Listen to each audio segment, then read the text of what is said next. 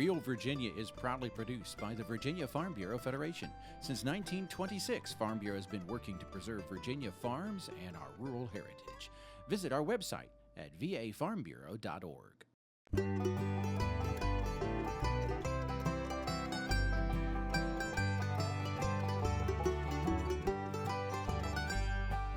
Home will always be Virginia, between the Blue Ridge and Chesapeake Bay, Atlantic to Appalachia, home in my heart always. Hello everyone and welcome to Real Virginia, a show about Virginia agriculture and the people who produce all of the wonderful products we enjoy, brought to you by the Virginia Farm Bureau. Dairy farmers have been trying to make ends meet for more than a year with little success. We have some holiday gift ideas for your favorite gardener. And why has the term gluten-free become such a buzzword? We find out more about who needs gluten-free foods and who doesn't. Welcome back, everyone. We're here at the Landview Dairy Farm in Amelia County, where farmers are working to produce nutritious milk every day. But as Dave Miller tells us, they're also facing economic challenges. Amelia County dairy farmer Rick Watkins left behind a teaching career at a community college 35 years ago after marriage to his wife Lisa. At that point, they began dairy farming in earnest. Today, he manages a herd of 700 milk cows with his son Eric. And like dairy farmers across the nation, he's dealing with milk prices that have plunged by as much as 35% over the past 2 years. We had a good year in 2014. The news I'm hearing from the dairy people, dairy council people, is that it's supposed to, the price is supposed to be depressed again for most of 17. It's just a vicious cycle. When times get good, everybody wants to put on more cows and milk more cows, and then we flood the market.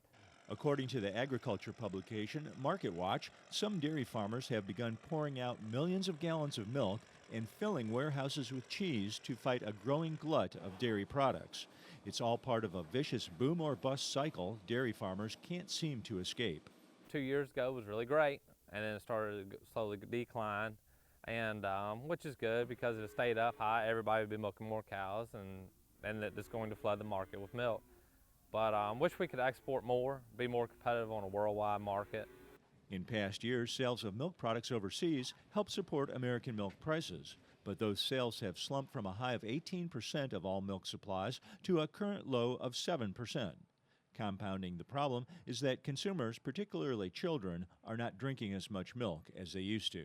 But it seems like we have a lot more lows if we could just get a steadier level of milk price across the board instead of the high, temporary high, and the lows that will stay at least 2 to 3 years this time. If we could get some price in the middle, and then we could plan and how to manage our operation better.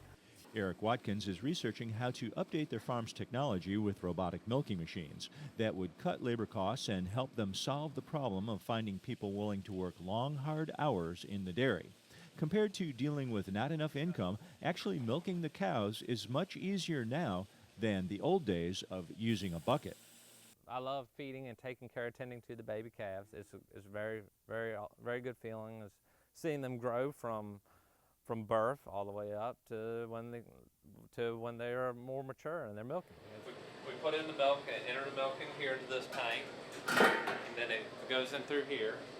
And it mixes for the calf, similar to a blender. Right, they get about 3 liters, 3 to 4 or 5 liters a day. The U.S. Department of Agriculture purchased about $20 million worth of cheese last September to help remove extra dairy products from the market. But the price squeeze on fluid milk has continued, threatening a cherished dairy family tradition. Hope to be the dairy farmer till the day I die, to make things more efficient and more like a well-oiled machine, where it make it better and a better operation to hopefully carry on to my son and maybe even my grandson. Virginia had 735 grade A dairy farms in 2012. 4 years later, that number has shrunk to 603. A year ago, industry experts were expecting 2016 to be when wholesale milk prices turned upward, but so far they're still below the cost of production for many farmers. At this point, the Watkins family and hundreds of other Virginia dairy farmers are crossing their fingers and hoping they can continue to live their dream of keeping a profitable dairy farm in the family. In Amelia County, this is Dave Miller. The price a dairy farmer receives for a gallon of milk and the price consumers pay are radically different. After milk leaves the farm, it's taken to a nearby dairy plant where it is tested, cooled, pasteurized, and bottled for the fresh milk market. Then it's shipped to grocery stores across several states in refrigerated trucks, all of which adds expense to the final price in the store. Dairy farmers are at the bottom of the production chain, so they receive the lowest price of all. Hi, today on From the Ground Up, we're going to be talking about tools for the home gardener, especially seed starting supplies, and those could be great gifts for this holiday season. Please stay tuned.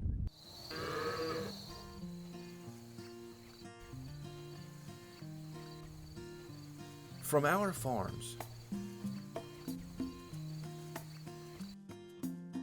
to your table,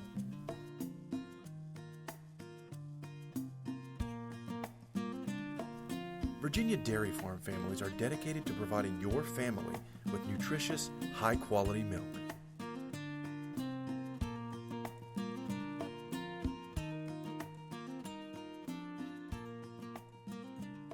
I'm Dan Myers, a fifth-generation dairy farmer from Virginia. I'm Roy Vanderhyde, a first-generation dairy farmer from Virginia. I'm Gerald Heatwool, a third-generation dairy farmer from Virginia. I am dedicated to dairy, my cows, My milk, and our land. The holidays are quickly approaching, and I'm sure that gardener on your list is tired of the same old tools. Chris Mullins with Virginia Cooperative Extension has some great gift suggestions from the ground up.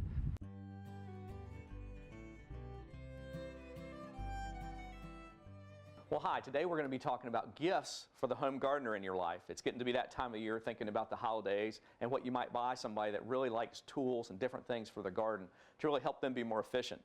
Today we're here with Lisa Ziegler with the Gardener's Workshop. Thank you for letting us come out today. Our pleasure. I know you've got a catalog and you've got a website. We do. What is that website? It's thegardenersworkshop.com. Right, and you have lots of the tools, some of the things we're going to be talking about today. We do, and along with a lot of how-to videos. Oh, excellent. Now you use all these things in your farming operation, your cut flowers and other things. We do. Well, this time of the year, or it's starting to get into January and February, people are thinking about propagating. So you've got something to show us here. We do, and this is the way that we start seeds on our farm. It's called soil blocking. Really wet blocking mix. Hold the blocker, and you push it down a couple of times to fill the chambers. Good old potato masher is the best for striking off the excess.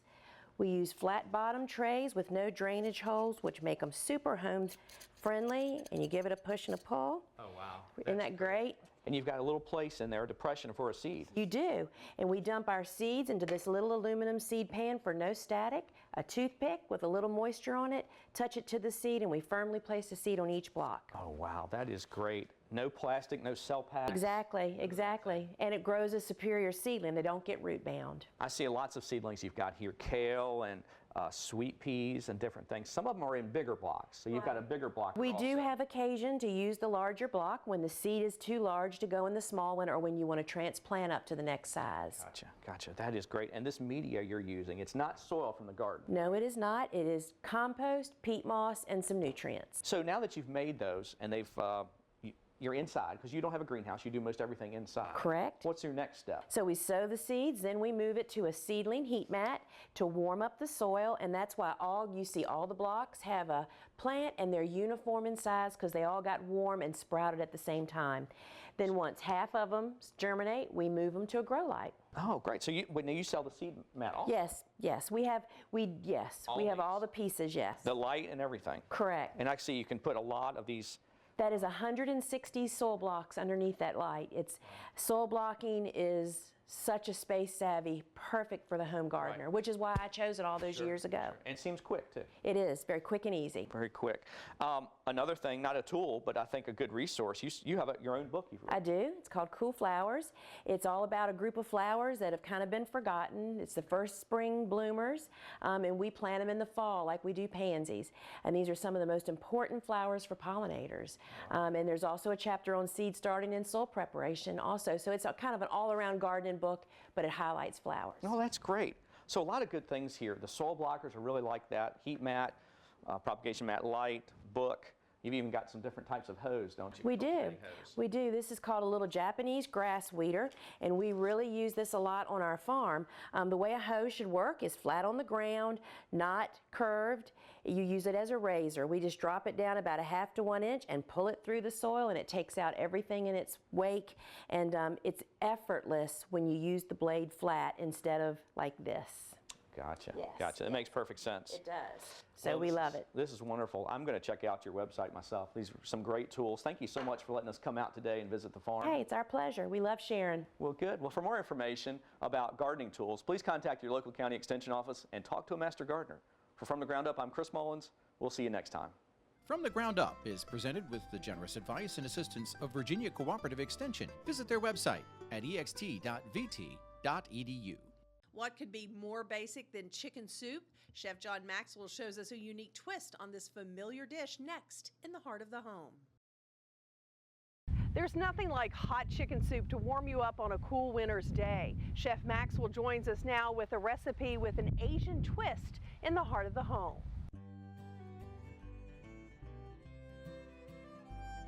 Hi, welcome to the Heart of the Home here at Meadow Hall and Meadow Event Park in Doswell, Virginia.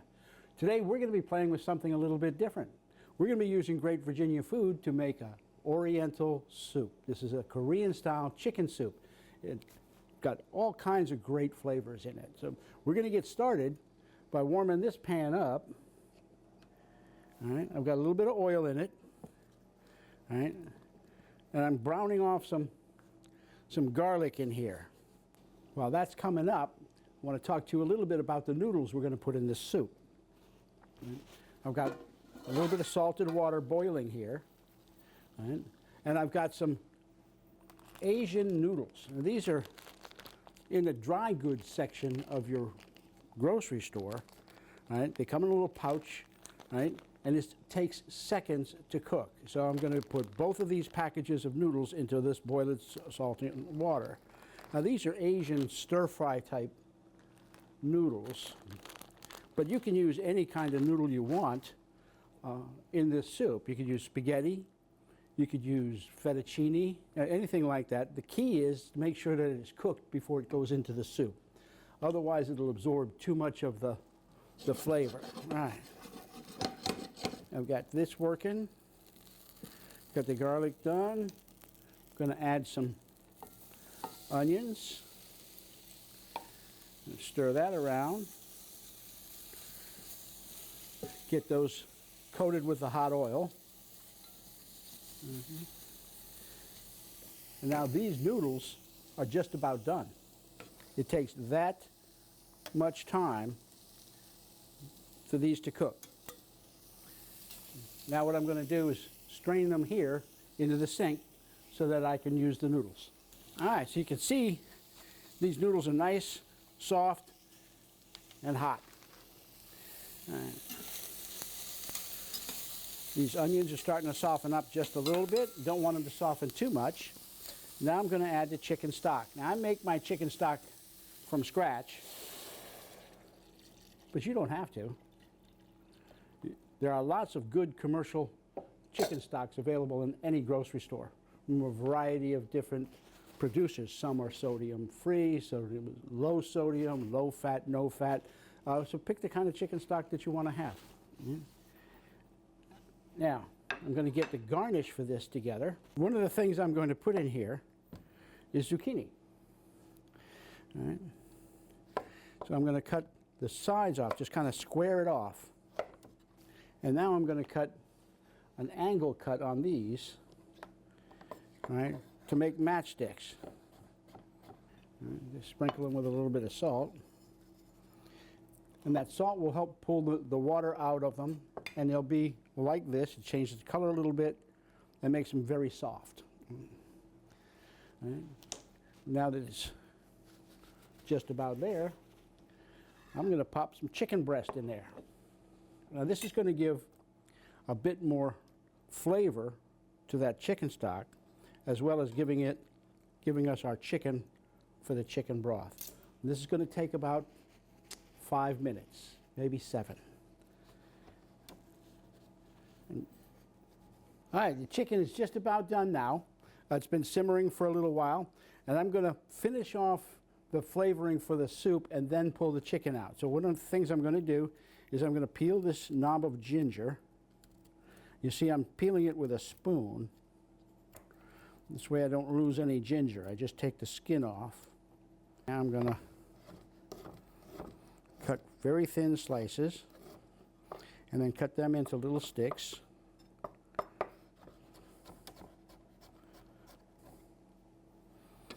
And that's going to go into the soup.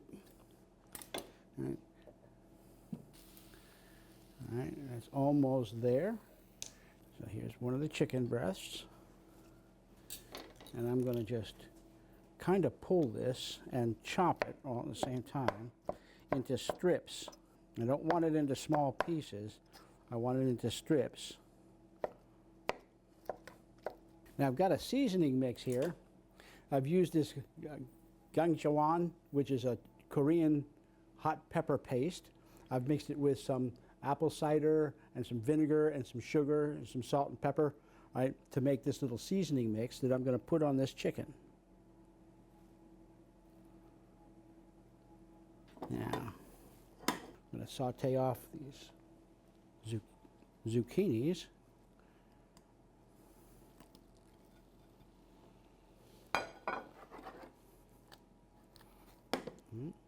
Put a little bit of soy sauce. Going to add a little bit of mixed sesame oil and soy sauce. All right, about half and half. And let that simmer good. Okay, we're almost ready. But before I use this soup, I'm going to add secret ingredient. Now don't tell anybody, this really is a secret ingredient. Classically, I would have started this soup with a ginseng root and simmered the ginseng root. But since that's very expensive and difficult to find, I'm going to add some ginseng tea. This will give this a little bit of a zip. So now we've got noodles are going down into this bowl. I'm going to add soup. Now I'm going to take the chicken and set it on the top. Add the zucchini. This bowl that I'm using, I got in Korea. Last time I was there, I go fairly often. Right. And it's a special stoneware that the Koreans are famous for, and it's used for many of their classic dishes. So bibimbap, this kind of soup. Right. Okay. And that is a Korean-style chicken soup. Every week, we make recipes using great Virginia-grown food. We make them in our kitchen so you can make them in your kitchen. Join us next week on Heart of the Home when we get to play with more great Virginia food. Recipes from the Heart of the Home can be found on Chef Maxwell's website, chefjohnmaxwell.com. Chicken soup's been a dietary staple for centuries in cultures all over the world. Many recipes call for making the soup from older hens that are no longer laying eggs. Most variations use a clear chicken broth with various vegetables and herbs. Noodles are not as common in other cultures as they are in the U.S., where the Campbell Soup Company introduced them in the 1930s. Other popular ingredients include rice, ginseng, and even egg. Wherever it's prepared, chicken soup's considered a popular folk remedy for colds and illness. Virginia farmers raise more than 38 million broiler chickens a year, worth about $550 million.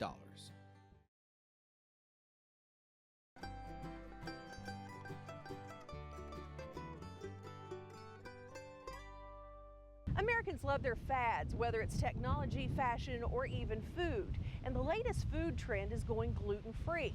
1/3 of all Americans are avoiding gluten products. But the facts are clear that only 1% of the population require it medically. Many Americans believe a gluten-free diet is the cure-all for everything from diabetes to schizophrenia.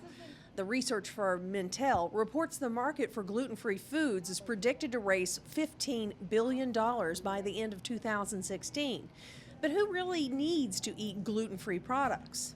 Celiac disease is an immune-mediated, almost an autoimmune type of disorder where the body's immune system is triggered by gluten, which is a wheat protein. And that causes a variety of intestinal problems. That people commonly have diarrhea, weight loss, malabsorption, but can also have extraintestinal symptoms, including arthritis and even mood and mental effects as well. So a far-reaching condition and may be present in approximately slightly less than 1% of the population. Lately, some food manufacturers have begun advertising all sorts of products as gluten-free, even foods that have never contained gluten, like fruit. Dr. Jones believes that the American public's search for these products is the latest food trend. I think that there probably at the moment is much more gluten-free enthusiasm than there is gluten-related pathology. Most of those people turn out not to have celiac disease. Most of those people turn out to not have a true gluten-sensitive, non-celiac gluten-sensitive enteropathy. A lot of those people actually probably just will do better by reducing the amount of easily fermentable starches and sugars in their diet. According to the National Institutes of Health, only 1% of Americans have celiac disease, and about 6% are estimated to have non-celiac gluten sensitivity. So a very small percentage of the population truly need gluten-free foods. Many others are choosing gluten-free diets in hopes that it will help them lose weight. But Jones says that's not necessary.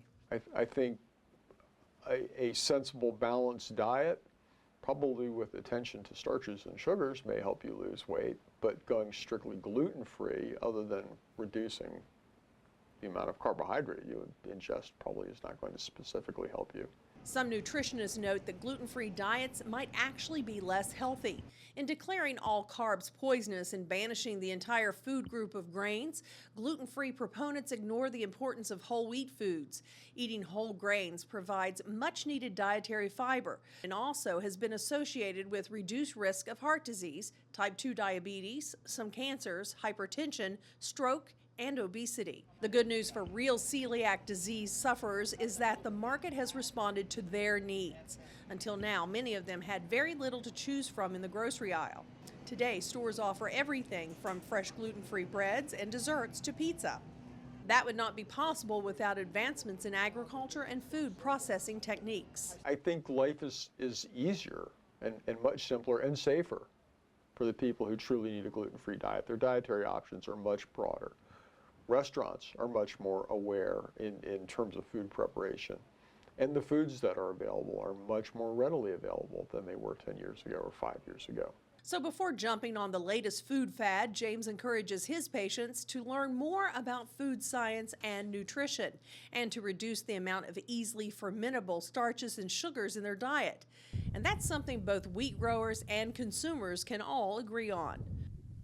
That's going to do it for this edition of Real Virginia. We are so glad you could join us to celebrate the bounty Virginia has to offer. Whether it's in your home, your garden, or your landscape, we are proud to say that this is Real Virginia. So for everyone from the Virginia Farm Bureau, thanks for watching. Make it a great week.